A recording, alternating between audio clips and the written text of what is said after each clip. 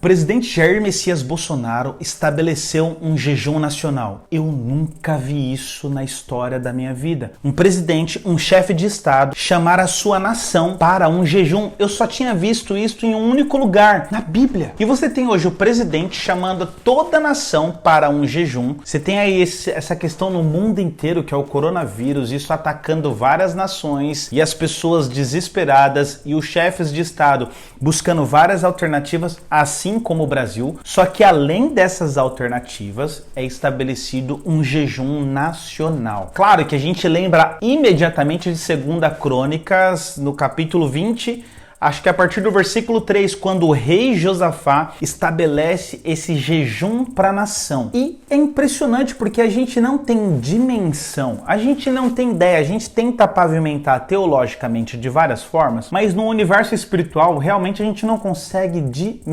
mensurar o que é uma nação estabelecendo um jejum. O Brasil hoje tem 217 milhões de pessoas. A gente não tem ideia o quanto isso pode alcançar de pessoas. Mas você tem o chefe de estado reconhecendo que nós precisamos recorrer a uma força invisível para vencermos essa situação. Isso é de Cara, eu não consigo classificar, eu não consigo ter um adjetivo, porque isso é de uma surpresa tão grande, isso é tão novo pro Brasil, isso é um tempo tão novo para o que a gente está vivendo, que me fez lembrar aquelas profecias que até circulou um vídeo na internet, que eu acho que é uma pregadora, ela falando que o Brasil vai viver um novo tempo, vai viver um tempo de limpeza na corrupção.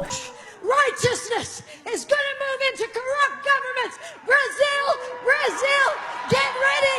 Brazil, a wave of my holiness and a wave of my power, Reformation power is coming to the nation of Brazil. E aí você lembra da Lava Jato, vai viver um tempo de envio missionários, e aí você vai linkando várias coisas aí, desde do Giovanni Si, desde o Descende, desde um monte de projetos que tem saído do Brasil e tem sido enviado para o mundo. E você vai tendo hoje no governo, você tem um chefe de estado, um presidente, que ele tem uma ala, ele é de direita, ele é mais conservador, ele é pela família, ele tem o seu grupo que é a favor e ele tem o grupo que é contra, e essa não é a discussão aqui agora. A discussão é sobre a ação, porque eu vejo grupos dentro da tradição cristã se opondo, e eu falo, poxa, aonde a gente vai parar? Aonde a gente vai chegar? Porque nunca nada está bom. Porque se você olha a tradição judaica, você vai ver que os caras estabelecem um jejum anual, o dia da expiação, Yom Kippur. Você vai ver que os fariseus, mais pra frente, eles pegam a tradição oral e os caras estabelecem 2 jejuns por semana. Os caras dão uma elevada no nível. Mas você vai ver o jejum pertencendo tanto ao Velho Testamento quanto ao Novo Testamento. Você vê Jesus jejuando por 40 dias. Você vê os discípulos tentando expulsar demônios, os caras falam, pô, esses seus discípulos não conseguem expulsar um demônio. E Jesus fala, olha, existem castas que só saem por jejum e oração. Então você tem uma nação hoje mobilizada para jejuar pela própria nação. E eu fico preocupado para onde a gente está indo, porque a nossa polarização política, a nossa polarização, tipo, o fato de eu não gostar da sua linha me faz não lutar pela causa sincera e verdadeira. Porque tem gente olhando para essa ação e tá falando assim, bom, o Bolsonaro, ele tá sendo um oportunista político. Ele tá fazendo isso porque isso não passa de uma estratégia, é um jogo. Porque com esse jejum ele consegue mobilizar protestantes e católicos e fortalece o seu mandato. Cara, ainda que fosse essa motivação, ainda que fosse isso, a gente não pode deixar de levar em consideração que Deus é soberano e os caminhos e as formas que ele estabelece, cara, o homem não entende. Você pode pôr sua teologia na gaveta porque você não consegue explicar Deus. Preto no branco já disse, não há possibilidade. E se ele fez isso? E se ele fez isso por uma estratégia política, mas Deus está fazendo assim? Eu estou usando você achando que é por estratégia política, mas eu estou fazendo isso para movimentar o meu povo. E se não for? E se realmente é um chefe de estado que está falando assim, cara, nós não temos outra alternativa. nós entendemos que nós estamos nos opondo a principados, a potestades, a forças invisíveis. Além do marxismo cultural, além da ideia da esquerda, além da ideia de gramscismo, nós estamos nos opondo a forças invisíveis que querem guerrear, que querem enfraquecer, que querem exatamente que a nação não prospere. Porque eles querem o poder, eles querem esse autoritarismo, eles querem estabelecer o seu império das trevas. Nós precisamos ter o discernimento sobre como as coisas são construídas.